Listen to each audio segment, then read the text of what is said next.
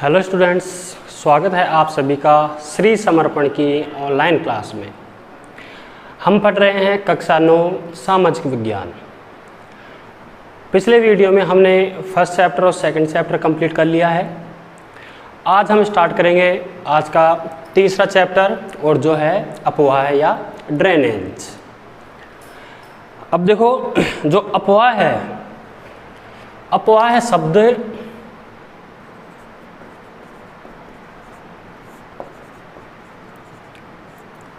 अपवाह शब्द एक क्षेत्र के नदी तंत्र की व्याख्या करता है। किसकी व्याख्या करता है?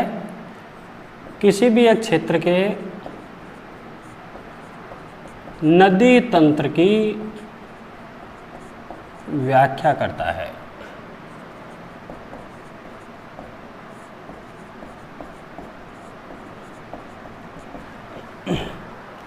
यानी कि उस क्षेत्र में जो भी मुख्य नदी है या उसकी सहायक नदियां हैं, तो जितने क्षेत्र में वो सभी नदियां बहती हैं वो नदी तंत्र है। और ये जो अपवाह है ये इसी नदी तंत्र की व्याख्या करता है। तो हम बात करें नदी की, तो नदी क्या है? देखो, नदी एक प्राकृतिक रूप से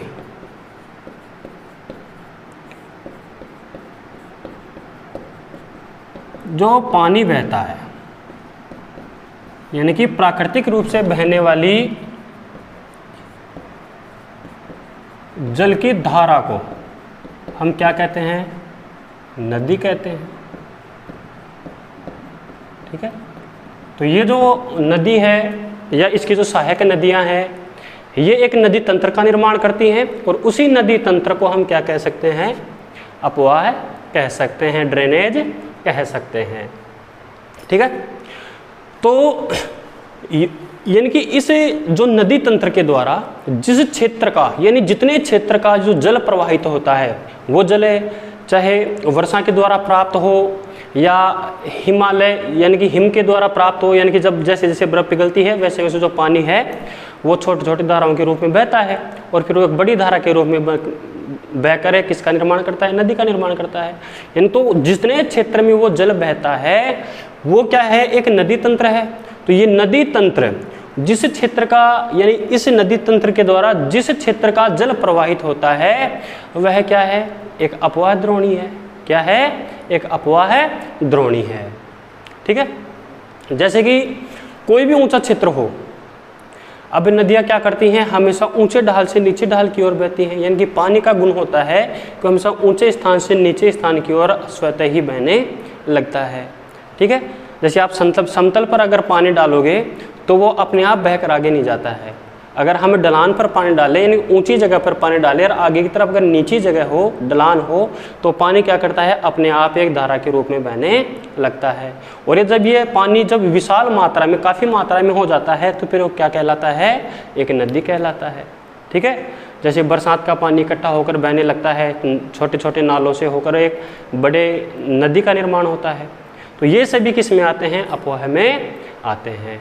ठीक है, अब इसी अपवाह की हम बात करें कि जो प्राकृतिक रूप से बहने वाला जल है, ये जैसे अभी आपको बताया कि हमेशा क्या करता है? ढाल की ओर बहता है, इन ऊपर के ढाल से नीचे की ढाल की ओर बहता है। तो अगर हम माने कि जैसे कि मान लो ये धरातल है और कुछ इस प्रकार है, अब अगर यहाँ पर बरसात का पानी या भी कोई भी पानी आएगा, वो क्या करेगा? या तो इस तरफ बहेगा या इस ढाल की तरफ बहेगा। ठीक है, तो ये जो ऊंचा स्थान है, ये ऊंचा स्थान पठार भी हो सकता है, कोई पर्वत भी हो सकता है, कोई मिट्टी का टीला भी हो सकता है, बड़ा टीला हो।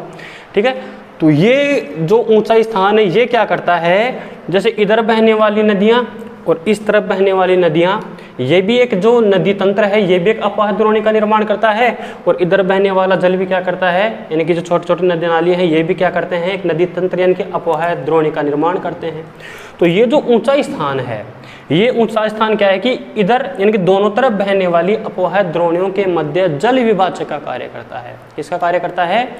जल विभाजक का कार्य करता है। तो इस ऊंचे स्थान को हम क्या कह सकते हैं? इसे कह सकते हैं जल विभाजक रेखा। ठीक है, जैसे राजस्थान में अरावली पर्वतमाला है। ठीक है, अरावली पर्वतमाला के पूर्व और पश्चिम दोनों हिस्सों में बहने वाली नदियाँ। भाई पूर्व में बहने वाली नदियाँ, अधिकतर नदियाँ किधर जाती हैं? यमुना में मिल जाती हैं या बंगाल की खाड़ी में गिरती हैं। इसी प्रकार पश्चिमी राजस्थान में बहने वाली नदियाँ किधर बहती हैं? अरब सागर की ओर बहती हैं। वैसे मुख्य नदी एक ही है लूणी नदी, ठीक है, वो भी किधर बहती है? पश्चिम की तरफ बहती है, खंबात की खाड़ी में जाकर विलीन हो जाती है। तो इसी प्रकार ये जो ऊंचा स्थान है ये आसपास के दो अपवाह द्रोणों के मध्य जल विभाजक का कार्य करता है और इसे क्या कहते हैं? जल विभाजक रेखा कहते हैं। ठीक है, अब बात करें, अगर जल विभाजक की बात करें तो हम ये बात कर लेते हैं भाई विश्व की सबसे बड़ी जल या फिर विश्व की सबसे बड़ी अपवाह द्रोणी, किसकी बात करें? विश्व की सबसे बड़ी अपवाह द्रोणी की।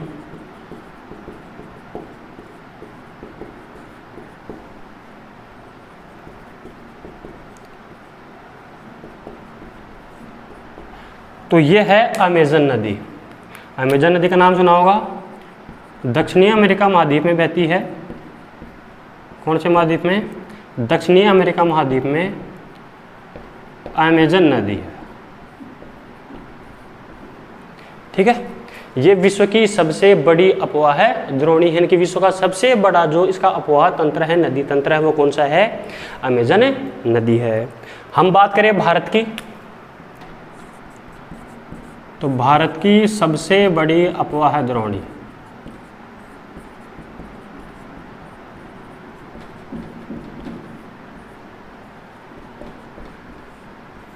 ठीक है, तो ये है हमारी भारत की जो सबसे बड़ी नदी मानी जाती है, गंगा नदी। तो गंगा नदी उसकी जो सहायक नदियां हैं ये सभी मिलकर हमारे भारत की सबसे बड़ी अपवाह द्रोणी या अपवाह तंत्र का निर्माण करती हैं। ठीक है, तो ये बात थी अपवाह के बारे में, नदी तंत्र के बारे में, यानी कि छोटी जब एक मुख्य नदी और उसकी सहायक नदियाँ मिलाकर एक नदी तंत्र का निर्माण करती हैं, और जिस क्षेत्र में वो सभी नदियाँ बहती हैं, जिस क्षेत्र में वो सभी नदियाँ बहती हैं वही क्या है? एक अपवाह तंत्र या अपवाह द्रोणी है। ठीक है, अब हम करें बात भारत की, तो भारत का जो अपवाह तंत्र है या भारत की जो अपवाह द्रोणी है इसे हम दो भागों में बांट सकते हैं। कितने भागों में बांट सकते हैं? दो भागों में बांट सकते हैं।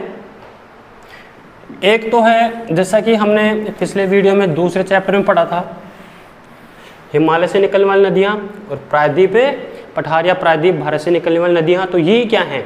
भारत की दो अपवाह मुख्य अपवाह द्रोणियाँ हैं। ठीक है, तो भारत के जो अपवाह द्रोणी है वो कितने भागों में बांट सकते हैं?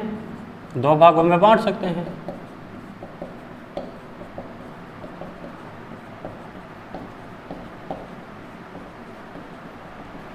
ठीक है, अपवाह द्रोणी कह दो, अपवाह तंत्र कह दो। ठीक है, तो ये दो भाग कौन कौन से हैं? एक तो है हिमालय की नदियां,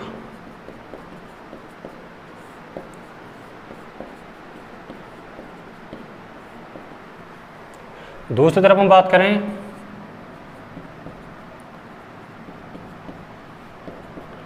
प्रायद्वीपीय नदियां, यानी कि प्रायद्वीप भारत से जो भी नदियां निकलती हैं, दक्षिण भारत में जो भी नदियां निकलती हैं वो सभी किसका भाग हैं?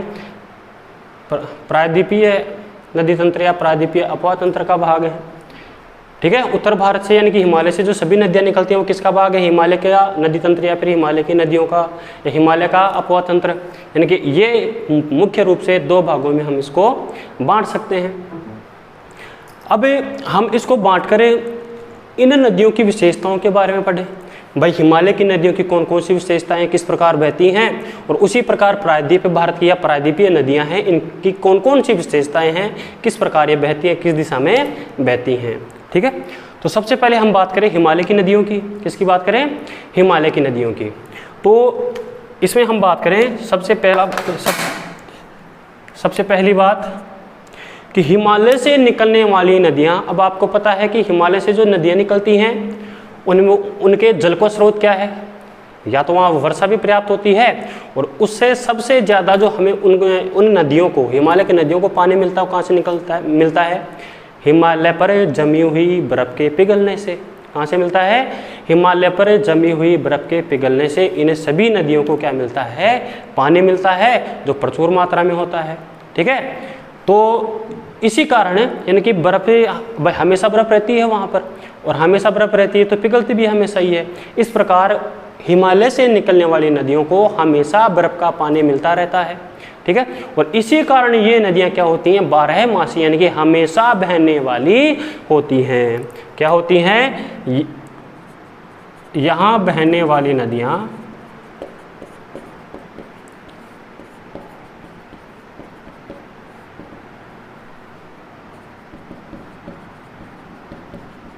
बारहमासी होती है। 12 मासी का मतलब हमेशा बहती रहती हैं। ठीक है, अब इनको जो पानी मिलता है वो हिमालय की बर्फ पिघलने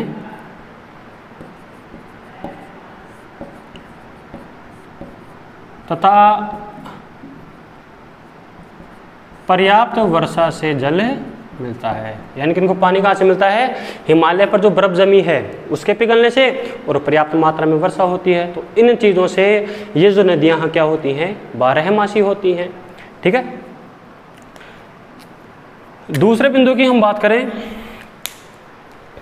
तो देखो, हिमालय पर्वत से निकलने वाली नदियों की एक खास बात है कि हिमालय से निकलने वाली लगभग सभी नदियाँ, 2 नदियों के अलावा लगभग सभी नदियाँ हिमालय के दक्षिण भाग में बहती हैं, यानी कि निकलती हैं और उधर ही बहती हैं। यानी कि इनको ऐसा माना जाता है भी हिमालय के दक्षिण से निकलती हैं और भारत की ओर बहती हैं। लेकिन केवल 2 नदियाँ ऐसी हैं, एक तो है सिंधु नदी और दूसरी है ब्रह्मपुत्र नदी। कौन सी है? एक तो सिंधु नदी है और एक ब्रह्मपुत्र नदी है। ये दोनों नदियां क्या करती हैं? हिमालय के उत्तरी भाग से निकलती हैं। कहाँ से निकलती हैं? हिमालय के उत्तरी भाग से निकलती हैं। यानी कि जो कैलाश श्रेणी है उसके आसपास से निकलती हैं। ब्रह्मपुत्र नदी मानसरोवर झील से निकलती है। ठीक है, तो इस प्रकार ये बाकी जो सिंधु नदी और ब्रह्मपुत्र नदी की जो चर्चा है, इनके नदी तंत्र की चर्चा है, वो हम इसी लेसन में अगले वीडियो में पढ़ेंगे। ठीक है, तो जो सिंधु नदी और ब्रह्मपुत्र नदी है हिमालय के उत्तरी भाग से निकलती हैं, और शेष सभी नदियाँ कहाँ से निकलती हैं? इसके दक्षिणी भाग से निकलती हैं। मैंने आपको बताया था कि हिमालय इस प्रकार फैला हुआ है। ठीक है भाई, इसको 3 भागों में बांटा गया है। पश्चिमी भाग इसका चौड़ा है और इसका पूर्वी भाग क्या है? सकरा है। ठीक है, हमने दूसरे लेसन में पढ़ा था इसके बारे में। अब इधर उत्तर है, नीचे दक्षिण है। तो जो उच्च हिमालय है या महान हिमालय है उसके उत्तरी भाग से ये नदियाँ निकलकर इस प्रकार आती हैं। ठीक है, उसके बाद में दक्षिण में बहती हैं। बाकी शेष नदियाँ क्या करती हैं? सीधे ही क्या करती हैं? दक्षिण की तरफ बहने लगती हैं। ठीक है, तो इस प्रकार सिंधु नदी और ब्रह्मपुत्र नदी हिमालय के उत्तरी भाग से निकलती हैं। ठीक है, अब देखो ये नदियाँ फिर दक्षिण में किस प्रकार आती हैं? यानी कि ये नदियाँ क्या करती हैं? पर्वतों से होकर आती हैं, और इन नदियों के साथ साथ हिमालय की सभी नदियाँ क्या करती हैं? पर्वतों के बीच में बहती हैं। और जैसे कि आप जानते हैं हिमालय पर्वत श्रृंखला विश्व की नवीनतम यानी कि सबसे बाद की सबसे नई पर्वत श्रृंखला है। तो इन नदियों ने यानी कि हिमालय पर्वत की सभी नदियों ने उन पर्वतों को काटकर क्या बना दिया है? गोर्ज बना दिए हैं। ठीक है, तो हम तीसरा भाग पढ़ें, तीसरी विशेषता पढ़ें। इन नदियों ने यानी कि हिमालय से निकलने वाली नदियों ने पर्वतों को काटकर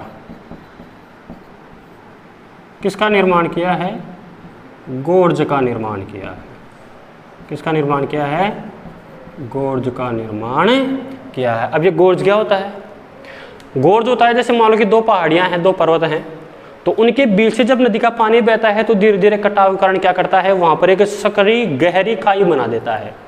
क्या बना देता है? सकरी गहरी खाई बना देता है। जैसे मान लो कि ये दो पहाड़ियाँ हैं, इन पहाड़ियों के बीच में से पानी बहता है। अब ये जैसे मान लो कि इधर से पानी बह रहा है, ये धीरे धीरे जब नदी से सीधी बहती जाती है तो उसके बाद में क्या कर देती है, इसे बिल्कुल इसको गहराई में, बिल्कुल गहरा नहीं सकड़ी गहराई में घाटी बना देती है। ठीक है, तो इसी सकड़ी घाटी को क्या कहते हैं, हमें गोर्ज कहते हैं। क्या कहते हैं, गार्ज या गोर्ज कहते हैं। ठीक है, इसको हिंदी में महागड्ढ भी बोलते हैं। क्या बोलते हैं, महागड्ढ भी बोलते हैं या गोर्ज कहते हैं। ठीक है, तो दो पर्वतों या पहाड़ियों के बीच में जो गहरी घाटी होती है, क्या होती है, गहरी घाटी होती है, नदी के पानी से बनती है, उसे क्या कहते हैं, गार्ज या महागड्ढ कहते हैं। तो इन नदियों ने पर्वतों को काट कर क्या बना दिया है, गोर्ज बना दिए हैं। ठीक है, आगे हम बात करें कि हिमालय से निकलने वाली नदियाँ हिमालय से निकलती हैं और काफ़ी लंबा रास्ता पार करके कहाँ जाती हैं, बंगाली खाड़ी में जाती हैं। केवल जो सिंधु नदी तंत्र है, कौन सा, केवल जो सिंधु नदी तंत्र है वही कहाँ गिरता है, अरब सागर में गिरता है। शेष सभी जो नदियाँ हैं, जैसे गंगा नदी तंत्र है, ब्रह्मपुत्र नदी तंत्र है, यानी कि ये नदियाँ, इनकी सहायक नदियाँ, सभी नदियाँ जाकर अंत में कहाँ गिरती हैं, बंगाल की खाड़ी में गिरती हैं। केवल सिंधु नदी तंत्र है, यही क्या करता है, पाकिस्तान में बहता हुआ कहाँ गिरता है, अरब सागर में गिरता है। यानी कि सिंधु नदी अपनी सहायक नदियों के साथ बहकर उनका पानी ले जाकर कहाँ गिराती हैं, अरब सागर में गिराती हैं। बाकी जो गंगा नदी तंत्र है और ब्रह्मपुत्र नदी तंत्र है, यानी कि गंगा नदी और ब्रह्मपुत्र नदी, उनकी सारी जो सहायक नदियां हैं, उन सभी का पानी कहाँ जाता है, अंत में बंगाल की खाड़ी में जाता है। ठीक है, तो हम चौथे पॉइंट की बात करें, यानी कि हिमालय से निकलकर ये नदियां क्या करती हैं, बहुत लंबा रास्ता तय करती हैं। क्या करती हैं, बहुत लंबा रास्ता तय करती हैं। तो चौथी विशेषता ये हो गई कि पर्वतों से निकलकर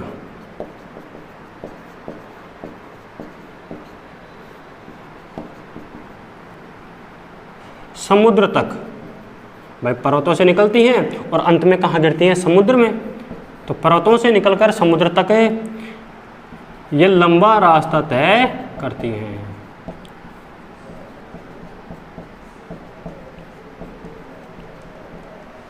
ठीक है, तो ये होगी चौथी विशेषता। अब बात करें हम पांच विशेषता की, तो यह ऊपरी भागों में तीव्र अपरदन करती हैं। अब देखो, हिमालय के ऊपर से, जैसे पहाड़ों के मध्य से, मैंने आपको पहले बताया था कि जब ये पानी ज़्यादा तेज, जितने तेज ढलान पर बहता है उतनी ही तेजी से बहता है। अगर धीमे ढलान पर बहता है तो पानी धीमी गति से बहता है। तो पहाड़ों के ऊपर से जब पानी बहकर आता है तो वो क्या करता है, बहुत तेज गति से आता है। और तेज गति से बहता हुआ पानी हमेशा क्या करता है, तेज गति से ही अपरदन करता है। अपरदन का मतलब है कि अपने साथ पत्थर, मिट्टी, ये सब बहा कर ले जाता है। तो यही क्या है, अपरदन है।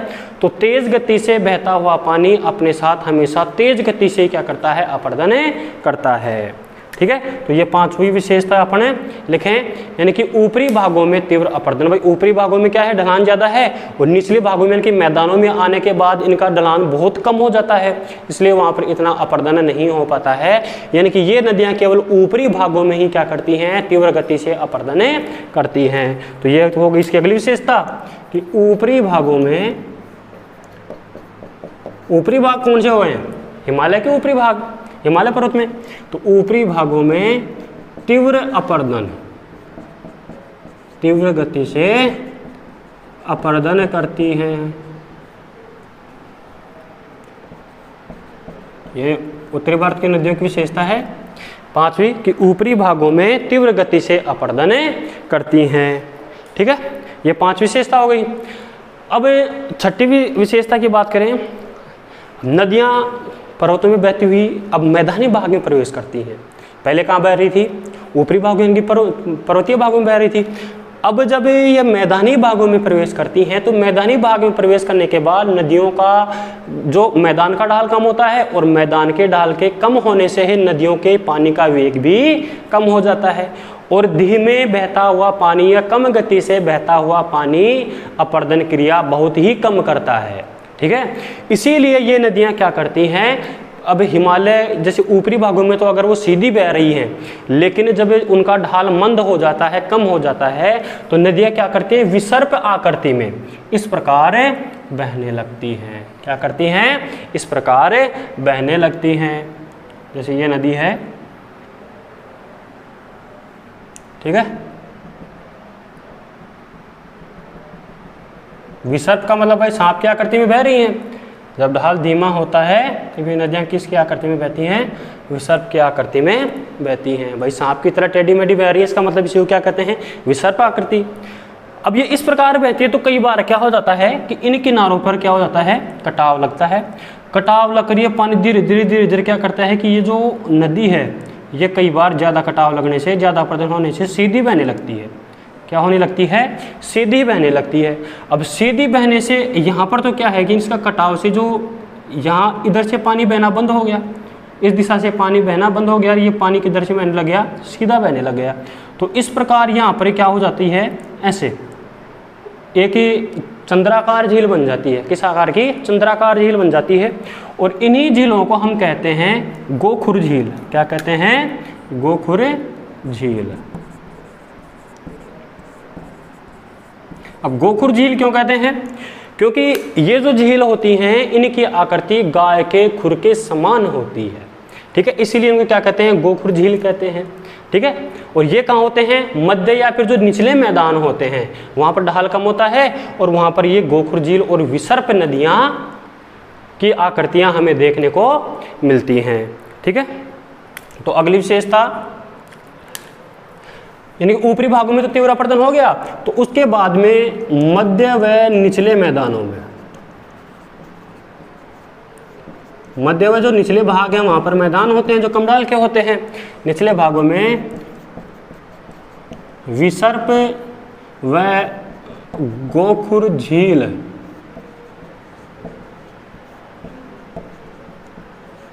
जैसी आकृतियां देखने को मिलती हैं, ठीक है। तो ये हो गई छठी विशेषता। अब नदियां जब ऊपरी भागों में बहती हैं उसके बाद मध्य और निचले भागों में आती हैं और अंत में वो कहाँ गिरती हैं, समुद्र में गिरती हैं। और हिमालय से निकलने वाली सभी नदियों की ये विशेषता है कि वो समुद्र में गिरने से पहले क्या करती हैं कि छोटी छोटी सैकड़ों धाराओं के रूप में बहने लगती है। जैसे ये नदी है, जैसे मान लो कि ये समुद्र आ गया, ठीक है, तो ये समुद्र में गिरने से पहले क्या होगा कि ये नदियां ऐसी छोटी छोटी सैकड़ों धाराओं के रूप में बहने लगती है, ठीक है। अब इसके बहने का कारण ये है भाई अपने साथ जो मिट्टी बहा कर लाती है, ये मिट्टी यहाँ पर कम ढाल के कारण जमा हो जाती है, ठीक है, और यहाँ पर दलदल होती है, तो ये छोटी छोटी सैकड़ों धाराओं के रूप में बहने लगती है। और इस प्रकार एक जो आकृति बनाती है, त्रिभुजाकार आकृति बनाती है, इसी को क्या कहते हैं, हम डेल्टा कहते हैं। क्या कहते हैं, डेल्टा कहते हैं। और इन नदियों का जो डेल्टा होता है वो पूर्ण विकसित डेल्टा होता है। तो इसकी अगली विशेषता हो गई कि ये नदियां क्या बनाती हैं, पूर्ण विकसित डेल्टा का निर्माण करती हैं। किसका निर्माण करती हैं, पूर्ण विकसित डेल्टा का निर्माण करती हैं, ठीक है। तो ये हो गई किसकी विशेषताएं, हिमालय से निकलने वाली या फिर उत्तरी भारत की हम नदियों की बात करें, उत्तरी भारत की नदियां भी कह सकते हैं, या फिर हिमालय की नदियों की या हिमालय अपवाह तंत्र की नदियों की विशेषताओं की बात है। सबसे पहला है कि यहाँ बहने वाली नदियाँ 12 मासीय होती हैं, इनकी हमेशा बहती रहती हैं। और इनको जल कहाँ से मिलता है, हिमालय के ऊपर जमी बर्फ के पिघलने से या फिर जो पर्याप्त मात्रा में वर्षा होती है वहाँ से इनको जल मिलता है। दूसरा है कि सिंधु नदी और ब्रह्मपुत्र नदी इसके हिमालय के उत्तरी भाग से निकलती हैं। शेष नदियां तो किससे निकलती हैं, दक्षिणी भाग से निकलती हैं, लेकिन केवल ये दोनों नदियां क्या होती हैं, इसके उत्तरी भाग से निकलकर बाद में दक्षिण में बहती हैं। तीसरा है, इन नदियों ने पर्वतों को काटकर गोर्ज का निर्माण किया है। गोर्ज अभी आपको बताया था कि दो पर्वतों के बीच में जो सकरी घाटी होती है, नदियों के द्वारा काटकर जो सकरी घाटी बनाई जाती है उसको क्या कहते हैं, गार्ज कहते हैं। तो ये जो नदियां क्या करती हैं कि पर्वतों को काटकर गोर्ज का निर्माण कर देती हैं। अगला है पर्वतों से निकलकर समुद्र तक लंबा रास्ता तय करती हैं। भाई हिमालय से निकलती हैं और उसके बाद में जो हमारे जो उत्तरी मैदान की लंबाई 2400 किलोमीटर मानी जाती है, तो इस मैदान में एक सांप की तरह टेढ़ी मेढ़ी घूमती हैं और उसके बाद में क्या करती हैं, बंगाली खाड़ी में गिरती हैं। सिंधु नदी के तंत्र की जो नदियाँ हैं अरब सागर में गिरती हैं, और शेष गंगा नदी और ब्रह्मपुत्र नदी तंत्र की जो नदियाँ हैं कहाँ गिरती हैं, बंगाली खाड़ी में गिरती हैं। इस प्रकार ये क्या करती हैं कि बहुत ही लंबा रास्ता तय करती हैं। ठीक है। अगला है ऊपरी भागों में तीव्र गति से अपर्दन। भी आपको बताया था कि जब जितनी ही तेज ढलान में नदी का पानी बहता है उतना ही ज्यादा क्या करता है, अपर्दन करता है। इसीलिए क्या करता है कि ऊपरी भागों में तीव्र गति से अपर्दन करती हैं। और अगली विशेषता है कि यह मध्य और निम्न भागों में, कौन से भागों में, मध्य और निचले भागों में विसर्प यानी कि सांप की तरह आकृति या फिर गोखुर जैसी हमारे को निक्षेपण आकृतियां देखने को मिलती हैं। ठीक है। तथा अंत में समुद्र में गिरने से पहले ये किसका निर्माण करती हैं, पूर्ण विकसित डेल्टा का निर्माण करती हैं। तो ये तो थी किस विशेषताएं, हिमालय की नदियों की विशेषताएं। अब हम बात करें प्रायद्वीपीय नदियों की विशेषताओं के बारे में। इसकी बात करें प्रायद्वीपीय नदियों की विशेषताओं के बारे में। ठीक है। सबसे पहला है, अब देखो हिमालय पर तो हमेशा बर्फ जमी होती है, लेकिन प्रायद्वीपीय भाग में या प्रायद्वीपीय भारत में इतनी कोई ऊंची पर्वतमाला नहीं है कि उसके ऊपर हमेशा ही क्या जमी रहे, बर्फ जमी रहे। ठीक है। तो सबसे पहली बात यही है कि जो प्रायद्वीपीय भारत की जो अधिकांश नदियां हैं, इस भाग की अधिकांश नदियां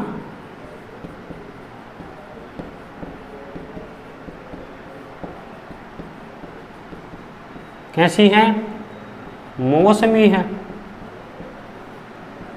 मौसमी का अर्थ है भाई यह है केवल वर्षा ऋतु में ही अपनी तेज गति से बहती हैं और उसके बाद में इनमें जो पानी की मात्रा है ये क्या हो जाती है, बहुत ही कम हो जाती है। यहाँ तक कि कुछ नदियाँ तो क्या होती हैं, उनका जो पैंदा है वो सूख जाता है, केवल एक छोटी धारा के रूप में ही बहती हैं। ठीक है। तो सबसे पहली विशेषता ये हो गई, इस भाग की अधिकांश नदियाँ कैसी मौसमी हैं, यानी कि ग्रीष्म ऋतु में इनका पानी बहुत कम हो जाता है और जैसे ही वर्षा ऋतु आती है तो ये नदियाँ पुनः क्या होती हैं, जीवित हो उठती हैं, यानी में प्रचुर पानी बहने लगता है। तो यह है इसकी पहली विशेषता। दूसरी विशेषता यह है, जैसे हमने यहाँ पढ़ा था उत्तरी भारत की नदियों में, भाई मैदान से उत्तर के मैदान में बहती है, विशाल मैदान है, हिमालय के पर्वत से निकलती हैं उत्तर की नदियाँ और बंगाली खाड़ी में गिरती हैं, तो काफ़ी लंबा रास्ता तय करती हैं। लेकिन जो प्रायद्वीपीय पठार की नदियाँ हैं, प्रायद्वीपीय भारत की नदियाँ हैं, ये क्या करती है, अधिकांश नदियाँ भाई ये कम दूरी तय करती हैं। ठीक है। क्योंकि वहाँ पर क्या है भाई, धरातल कम लंबा है। जैसे मानो कि भाई पश्चिमी घाट से निकलती हैं और बंगाली खाड़ी में गिरती हैं, तो ये फासला कोई ज़्यादा नहीं है इसकी तुलना में, इसीलिए क्या होती है, कम लंबाई की तथा छिछली हैं। छिछली का मतलब उनकी गहराई कम है, यानी कि पानी कम बहता है। ठीक है। तो यहाँ की नदियाँ कम लंबाई की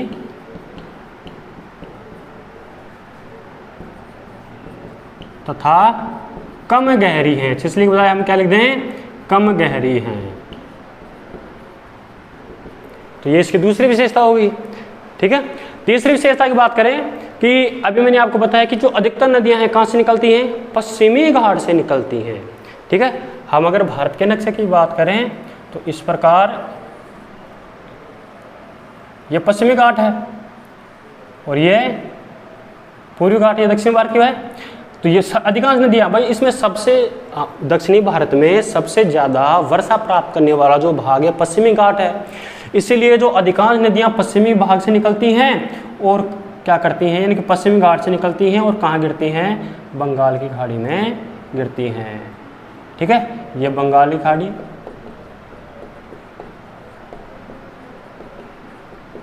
तो ये विशेषता ही होगी, यानी कि अधिकांश नदियाँ क्या करती हैं,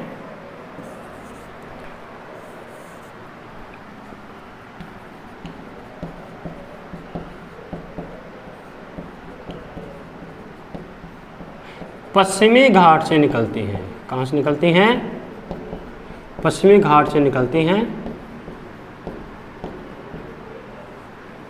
किस तरफ बहती हैं, बंगाल की खाड़ी की तरफ बहती हैं।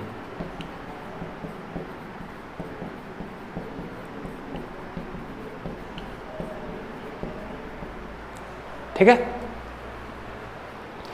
तीसरी विशेषता हो गई। चौथी विशेषता की बात हम करें तो चौथी विशेषता है कि जो ये नदियां बहती हैं इनके मार्ग में क्या आता है, पूर्वी घाट आता है, और इसने पूर्वी घाट को जगह जगह से काट कर उसको क्या कर दिया, छिने विछने कर दिया है। तो ये चौथी विशेषता हो गई, पूर्वी घाट को काट कर